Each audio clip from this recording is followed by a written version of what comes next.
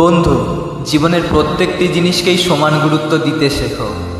পৃথিবীতে অদ্ভুত একটা নিয়ম আছে, তুমি যে জিনিসটা অপরকে দেবে সেই জিনিসটাই কোনো না কোনোভাবে তোমার কাছে ঠিকই ফিরে আসবে। তাই তুমি কাউকে বা কোনো বস্তুকে যদি গুরুত্ব না দাও তাহলে তুমিও কিন্তু গুরুত্ব পাবে না। এবার তোমার মনে প্রশ্ন জাগতে পারে যে মানুষ না হয় আমাকে গুরুত্ব দেবে না বুঝলাম, কিন্তু বস্তু কিভাবে গুরুত্ব দেবে না?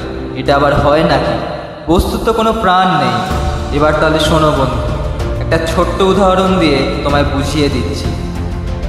ধরো তুমি রাস্তায় যেতে যেতে তোমার পার্স থেকে 1 টাকা পড়ে গেল। তুমি সেটা না তুলেই চলে গেলে, মনে মনে ভাবলে 1 টাকাই তো, কি আর হবে। আর সেই দিনই বাড়ি ফেরার সময় তোমার পার্সটা চুরি হয়ে গেল। পিঠের ব্যাগ হাতে কটা খুচরো পয়সা পেলে, গুনে দেখলে তোমার বাড়ি পৌঁছাতে তোমার ঠিক যত টাকা প্রয়োজন তার থেকে মাত্র 1 টাকা কম আছে। এবার কি বলবে বন্ধু? আজ সকালে যদি সেই 1 টাকার গুরুত্বটা বুঝে টাকাটা তুলে নিতে, তাহলে আর বাড়ি ফেরার জন্য তোমাকে কারোর কাছে হাত পাততে হতো না। 1 টাকা বস্তু হয়েও বুঝিয়ে দিল, তাকে গুরুত্ব না দিলে সেও তোমাকে গুরুত্ব দেবে না।